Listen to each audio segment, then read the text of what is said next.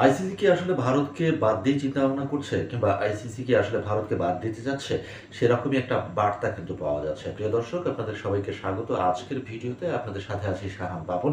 একটা বিষয় নিয়ে কথা বলতে চাই, যে কথা দিয়ে শুরু করতে চেয়েছিলাম আসলে, যে আইসিসি কি আসলে ভারতকে বাদ দেওয়ার চিন্তাভাবনা করছে? সেরকমই একটা আভাস মিলেছে। প্রসঙ্গটা চ্যাম্পিয়ন্স ট্রফি ২০২৫। এই চ্যাম্পিয়ন্স ট্রফিতে সাধারণত ৮টা দল খেলে থাকে এবং তার মধ্যে যথারীতি ভারত, পাকিস্তান কিন্তু রয়েছে।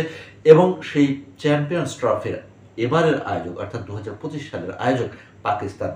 যে পাকিস্তানে ভারত আসলে খেলতে যেতে রাজি নয়, এখনো পর্যন্ত কিন্তু তারা রাজি নয়। এবং আমরা গত এশিয়া কাপেও যেটা দেখেছি, হাইব্রিড মডেলে সেই এশিয়া কাপটা শেষ পর্যন্ত মাঠে গড়িয়েছে। কেননা ভারত পাকিস্তানে গিয়ে খেলতে রাজি না হওয়ার কারণেই কিন্তু ভারতের যে খেলাগুলো রয়েছে সেগুলো আসলে শ্রীলঙ্কাতে খেলা হয়েছিল এবং সেখানে কিন্তু ভারত খেলেছে, ভারত পাকিস্তানে যায়নি।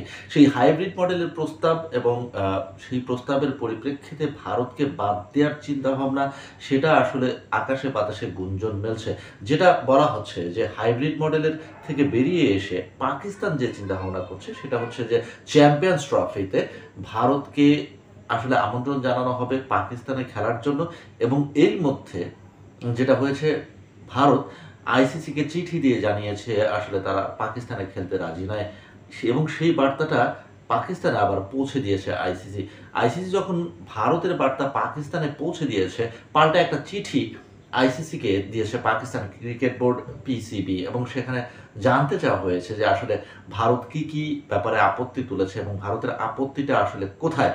এই যে চিঠি চালাচালি, এর মধ্যে দিয়েই কিন্তু রয়েছে। মাঝখান থেকে বেচারা আইসিসি আসলে পড়ে গেছে একটা মহা বিপদে। কেননা চ্যাম্পিয়ন্স ট্রফিকে ঘিরে যে কোটি কোটি ডলারের বাণিজ্য হয়, সেটার মূল দাবিদার কিন্তু আইসিসি, অর্থাৎ এই ইনকামটা আইসিসির। সুতরাং আইসিসিও কোনোভাবেই চাচ্ছে না যে এই টুর্নামেন্টটি হাতছাড়া হোক। আবার ভারত পাকিস্তান যে টুর্নামেন্টে খেলে না, সেই টুর্নামেন্ট কিন্তু আসলে ওইভাবে রং ছড়ায় না কিংবা উত্তেজনা ছড়ায় না। সেখানে আসলে বিজ্ঞাপনদাতা থেকে শুরু করে ব্রডকাস্ট যাই কিছুই বলি না কেন, সবাই কিন্তু আগ্রহটা ওইভাবে দেখায় না। সুতরাং আইসিসি একটা বড় লোকসানের মুখে পড়তে যাচ্ছে, এটা কিন্তু বলাই যায়। আর সেই দিক থেকে যে বিষয়টা এসেছে, অর্থাৎ ভারত যদি পাকিস্তানে খেলতে না যায়, পাকিস্তানের cricket board president Mohsin Naqvi তিনি বলেছেন যে ভারত যদি পাকিস্তানে খেলতে আসতে না চায়, তাহলে আসলে মাইনাস ইন্ডিয়া ফর্মুলাতে যেতে চায় তারা। হাইব্রিড মডেলে যেতে চায় না পাকিস্তান, সেখান থেকে আসলে বলা হয়েছে প্রয়োজনে ভারতকে বাদ দিয়েই এবারের আইসিসি চ্যাম্পিয়ন্স ট্রফি আয়োজন করা হবে। কিন্তু সেটা কি আদৌ সম্ভব? ভারতকে ছাড়া কোনো একটা টুর্নামেন্ট, বৈশ্বিক টুর্নামেন্ট, সেটা আসলে কতটা রং ছড়াবে, কতটা উত্তেজনা ছড়াবে, ক্রিকেটের মাঠকে আসলে কতটা জমজমাট করে রাখবে, সেটাকে কিন্তু আসলে বড় প্রশ্নের ব্যাপার। কিন্তু পাকিস্তানের পক্ষ থেকে যেটা বলা হয়েছে যে গত বিশ্বকাপে যেটার আয়োজক ছিল ভারত, সেখানে কিন্তু শেষ পর্যন্ত তারা দল পাঠিয়েছিল।